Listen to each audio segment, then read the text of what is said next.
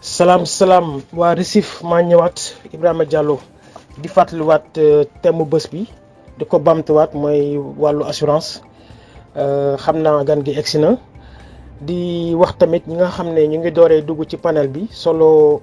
bi nga xam ne moo tax a jóg plateforme bi muy Recife muy plateforme de communication maanaam dañu tàmm woon ci Italie bi ñu neewoon amul ay sportelu d'immigrati yi nga xam ne fu ñu laan dem di jëlee ay information gis ne fii France dafi tumuranke suñu xel nag demoon ci sos lu mel nii nga xam ne dinañu jëriñ askan bi yëpp communauté bi yëpp yu ne fii nekkoon Italie ak ñu newoon sax ñeneen ci dëkk yi en Europe. waa di dalal Youssou exil si jàmm xam naa dañuy tàmbale rek ci question bu njëkk bi. question bi mu lay njëkk a laaj rek mooy nga ñëw ak ñun wax ñu lan mooy taxawaayu assurance ci doomu aadama ci dundu doomu aadama rawatina fii France. salaamaaleykum ñëpp man nag maa ngi tudd Youssoupha Sy maa ngi def naa DSS droit des assurances France à Paris 12 après ma commencé nekk avocat ma def examen avocat France après ma commencé nekk avocat Sénégal def naa avocat 2 ans Sénégal après def avocat France après ma dugg ci mbirum banque ba ma paree mbirum banque nag kon léegi maa ngi nag directeur financier benn groupe 20 entreprises ñuy yëngu ci ci mbirum expertise automobile mooy tey jii par exemple boo amee accident ak oto assurance day woo expert ne ko demal xoolal ma pour réparer ñaata la après man dinaa xam ñaata lay fay wala dara léegi expert boobu nag ñun la voilà man nag entreprise su expert ci ay entreprise su expert automobile laa nekk waaw kon nag mbirum assurance moom fi mu nekk nii maa ngi ci dëgg voilà en tant que directeur financier nag maa ngi xool xaalis bi ndax niñ koy utiliser ndax baax na am déet waaw léegi nag ñu ñëw ci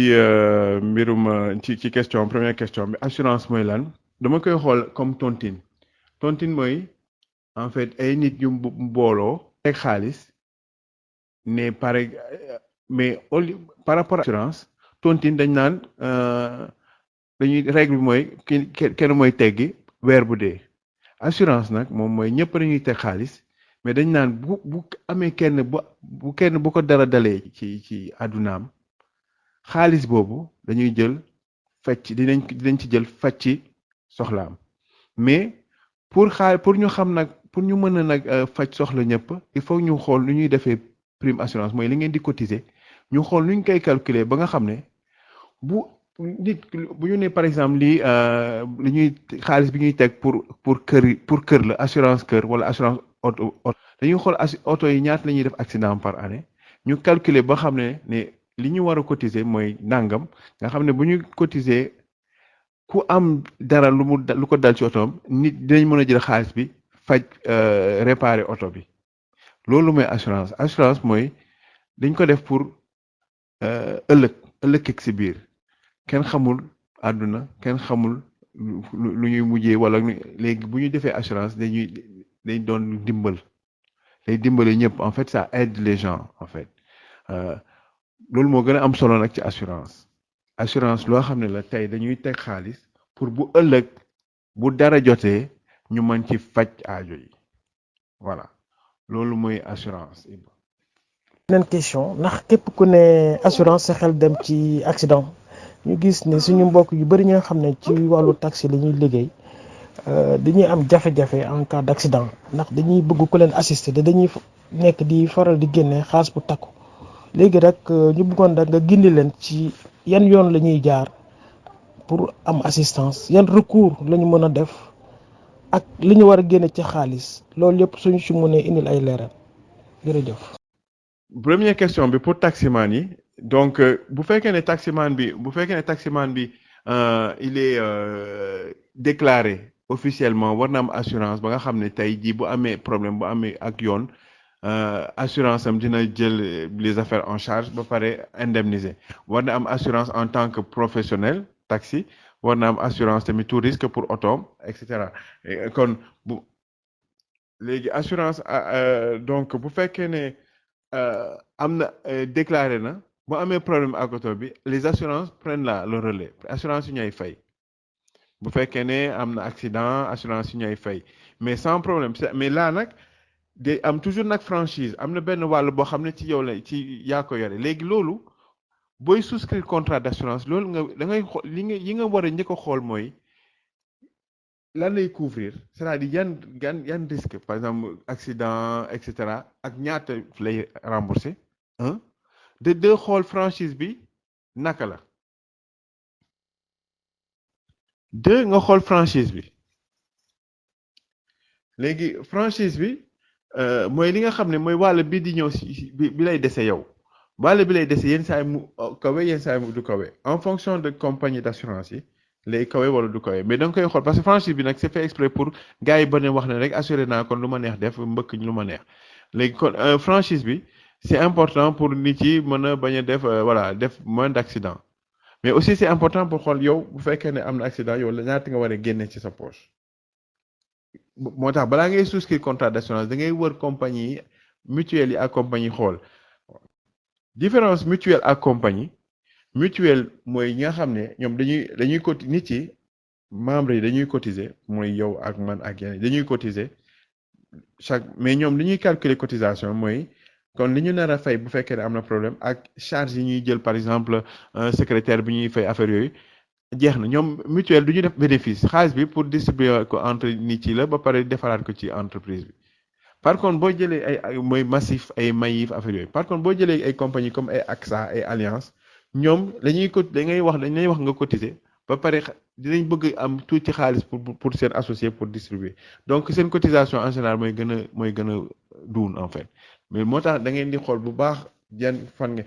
donc taximan bu réglo normal bu nekkee déclaré am jënd licence taxi moom amul problème par contre te boo déclaré sa profession taxi la assurance yi boo amee problème ñoom sans problème dinañ fay parce que xam nañ parce que da ngay cotiser pour ça te ñoom dinañ fay sans problème en revanche bu fekkee ne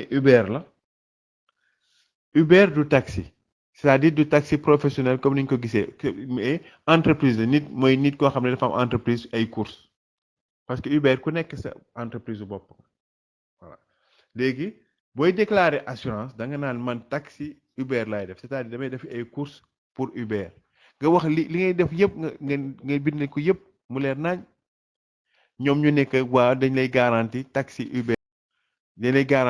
Uber bu fekkee ne taxi Uber bi wala am na Uber am na yeneen ñoom jëluñ ko en charge loo problème boo am ak loo cotiser boo amee problème dañ la naan man bi ma lay assurer assurance normale auto normale la assurer kon lii ma gis naa ba gis ne que yow Uber ngay def man loolu assuré wu ma ko kon du ma fay boo tooñee du ma fay. waaw man question bu ma ciy dugal rek mooy ñu gis na ñun suñu mbokk yi ñu bëri ñu nekkoon Italie wala Espagne wala Portugal moo xam bu ñuy ñëw fii dañuy indaale seen oto bopp ak immatriculation supposons immatriculation italienne ak assurance italienne est-ce que loolu am nañ ci droit suñ ci amul droit tamit ban daan moo ñu ci mën a fekk en cas suñu arrêté wala contrôler ñu. am nañ ci droit parce que c'est prévu. parce que d'ailleurs boo amee assurance boo amee auto par Italie am assurance da ngay demander carte verte mooy prouver ne que am nga assurance internationale da lay permettre nga dawal fii dawal foofu mais dawal lañ la waxuñu nga exercer profession léegi boo naree exercer profession taxi parce que mun nga dawal auto et cetera mais sa carte assurance dafa naan ne que yow Italie nga dëkk.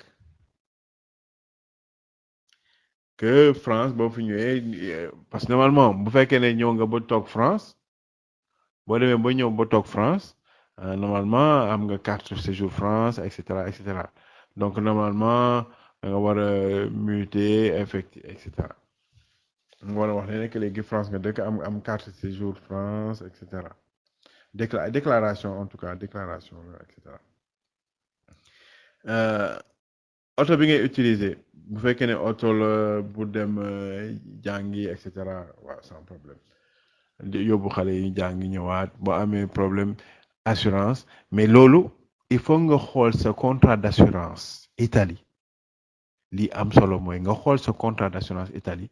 ndax permettre na la yow ngay dawal fii tout le temps nga dawal beneen dëkk bu dul Italie nekk ci Europe bi donc ci espace Schengen ngay dawal ci beneen dëkk bu dul Italie tout le temps est-ce que assurance bu Italie bi est-ce que dina la garantie parce que fii l'assurance véhicule est obligatoire assurance minimale bi mooy assurance responsabilité civile mooy nga xam ne boo tooñee nit wala nga tooñ oto yaay assurance bi dina fay c'est obligatoire donc mais assurance tout risque non assurance tout risque mooy assurance boo xam ne tey boo tooñee nit boo mbëkkee nit sa oto yàqu donc assurance dina fay pour nit ki mais dina la fay pour yow tamit pour sa oto yàqu kon bu fekkee ne par exemple par contre bu fekkee ne ay 300 000 kilomètres 500 000 kilomètres ba pare am voilà yooyu assurance tout risque jaru ko parce que bu amee problème assurance bi daf koy def épave jox la xaalis bu tuuti lay jox comme xaalis mais bu dee assurance oto bu bees la assurance tout risque baax na comme ça lu la dal assurance bi dina ko sa oto bi lu ci yàqu assurance bi même nii bu gaaree fenn sax kenn mbëkk ko te xam dem yoonam assurance bi dina fay. assurance protection juridique bi mu ñëwaat si parce que assurance boo xam ne la am na solo te en fait boo amee carte bancaire am na yenn saa yi dañ lay proposer sa banque da lay proposer assurance protection juridique bi am na ci assurance habitation yenn saa yi bokk mu ngi ci assurance auto yenn saa yi bokk na ci ak yeneen assurance bokk na ci mais duñ ko gis non seulement duñ ko gis mais duñ ko utiliser tey jii yéen xam naa yéen ñëpp am ngeen ay problème bu ay courrier yu ngeen war a def wala ay seen contrat nii xool leen assurance protection juridique dina leen jàppale te assurance protection juridique bu ngeen ko amul bu ngeen xoolee xool ba amu leen ko am ut leen ci mooy assurance bi c'est pas obligatoire c'est pas une assurance obligatoire mais assurance bi gën a am njëriñ pour ni par exemple pour assurance day yokk ci assurance par exemple scolaire bi sax bu tooñee nit ñu war ko indemniser xëy na mu dem tribunal assurance protection juridique dina fay frais avocat yi yow bu ñu la bëggee boo boree dem tribunal assurance juridique dina fay frais avocat ma ñëwaat ci différence entre assurance habitation auto ak yeneen assurance auto comme li ma wax am na assurance responsabilité civile mooy basique bi booy bi nga xam ne moom la ñëpp war a am comme Sénégal loolu mooy assurance bi nga xam ne boo tooñee nit moom may jël en charge assurance tout risque mooy boo tooñee nit sa oto yàqu dina fay keneen ki fay la assurance habitation mooy bu sa kër ba bu amee incendie lakk bu wala ñu sàcc la ay affaire ñoom dinañ la indemniser mais ñoom il faut nga jël photo sa kër il faut nga photo yu fa ne il faut nga photo li nekk ci kër gi comme ça tey ji bu la dara dalee di nga won leen photo yi di ne kon nag dinañ fay soit ngeen am reçu bi ngeen jënd li ngeen jënd soit ngeen photo li ngeen am seen kër comme ça bu amee problème ñu indemniser la parce que bu ñu amul preuve mënuñ la indemniser foofu lañu la naan duñu fay par contre boo amee preuve ay photo ay reçu photo nag moo gën a yomb quoi waaw bu amee événement loolu la ñuy njëkk a laaj voilà léegi ak assurance habitation kon nag et c'est obligatoire et damay ñëwaat ci différence entre compagnie d'assurance yi am na ay mutuelle am na compagnie d'assurance capitalistique compagnie d'assurance capitalistique mooy AXA Alliance compagnie d'assurance yooyu ñoom dañuy bëgg boo cotiser dañuy calculer boo cotiser dañ ci yokk tuuti pour bénéfice pour seen associé assurance mutuelle yi mooy ñi nga xam ne ñëppay cotiser comme tontine ñëppay cotiser mais bu amee problème ñu fay ba pare cotisation yi dañ koy calculer en fonction de charge par exemple bu ñu mën a embaucher secrétaire affaire yi mais duñu partager bénéfice yi duñu def comme associé donc moo leen utale te ñoo gën a yomb ak ñoo gën a neex a jokkoor que assurance capitalistique yi ndaxte ñoom dinañ la jàppale dinañ la toppatoo ñoom yeneen idée humanitaire ñoo nekk ci seen bopp. parce que ñu bëri dañu bëgg ku fi gaañu tamit ñu denc la dëkk bi nga jógee mi Sénégal léegi nag ñu gis ne yooyu su amee su xewee yàlla na yéex yaa aussi dafay am benn en fait des démarches administratives yi nga xam ne day yéexal processus bi de corps bi du mun a xaar de fekk ne nit ki mi ngi doon cotiser mais loolu lan moo ci pexe et puis c'est quoi les orientations c'est quoi en fait la solution bu nga xam ne nit ki war na ko mun yoon bu mu mun a jaar rapidement jot ci indemnité bi xaalis bi et puis def rapatriement corps bi quoi. vie assurance obsèque c'est-à-dire nit ki su dee obsèque yi ñoom ñooy jël xaalis bi ci xaalis obsèque bi dañuy jël non assurance bi mooy fay les frais d'obsèque c'est-à-dire rapatriement corps bi et cetera et cetera alors lan mooy différence en fait lan mooy problème bi c'est qu'en fait cet argent-là l'assurance war na ko mën a gaaw a débloquer mais da ngeen di xool contrat yi li ñuy gën a fàtte te foofu laay ñëwaat nag léegi ci ba may taxal ñëwaat ci question boobu li ñuy gën a fàtte mooy lire contrat assurance yi contrat assurance yi neexul a lire dëgg neexul a lire il faut nga am temps lire yëpp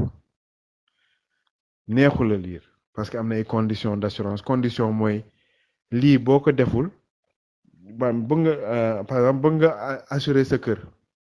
il faut que par exemple ñu ne la il faut nga def vidéosurveillance wala nga def alarme boo ko deful duñ la assurer loolu mooy condition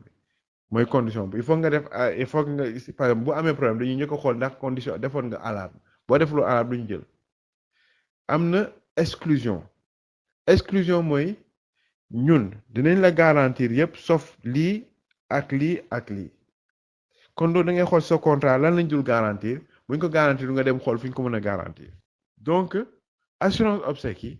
li ngay njëkk a xool mooy justement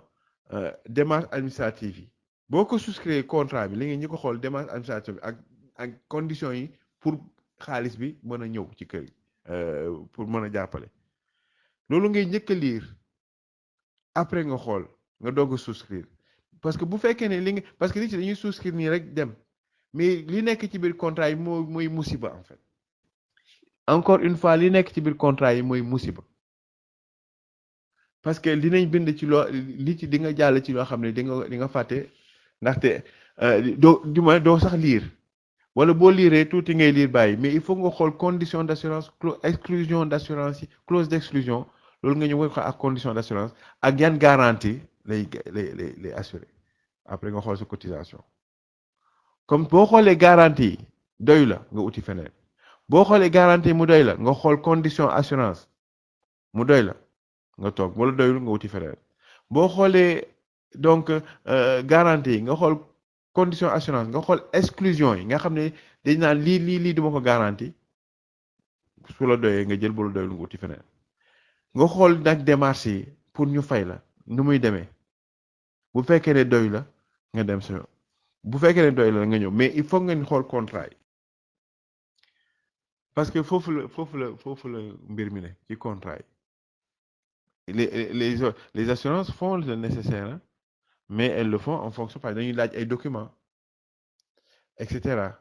yenn documents yi pour nga am ko dafa compliqué parce que il faut nga wane certificat de décès pour am ko yenn saa yombul parce que ki ko mën a laajte mooy doom ji jabar ji et cetera yenn saa mu demee de xaalis bi ma jot a denc pour fay obsèques yi kese la pour fay rien que suul beeg rapatriement corps kese la assurance vie mooy damay teg xaalis benn instant dinaa ko jël bi may dund dinaa ko jël du ma ko jox keneen yenn saa yi def assurance vie ak assurance décès day bokk assurance décès comme ça boo dee nga am ku la doonu da ngay def bénéficiaire et tel mooy bénéficiaire assurance vie bi mooy xaalis bi bu la neexee tam mën nga ko jël te deew ko nga jël xaalis voilà. Youssoupha ñu ngi lay jaajëfal ci leeral yi lu jëmee ci assurance vie assurance décès assurance obsèque muy doon lu am solo di laaj rek beneen question mooy tey ku bëggoon souscrire benn assurance est-ce qu'il est préférable de le faire en ligne wala nga def ko de façon présentielle. duma ci sax duma ci def xalaat ñaar assurance boo koy souscrire da ngay dem jàkkaarloog nit ki mu nga wax ko clairement li nga bëgg a assurer mu la ndax lii am nañ ko wala amuñ ko assurance en ligne yi mooy assurance yi nga xam ne da ngay cocher te doo bind vraiment li nga ñoom bu boobaa ñoom bu ñu bëggee fay dañ la naan mais bi déclaré woo ñu waxoo ñu woon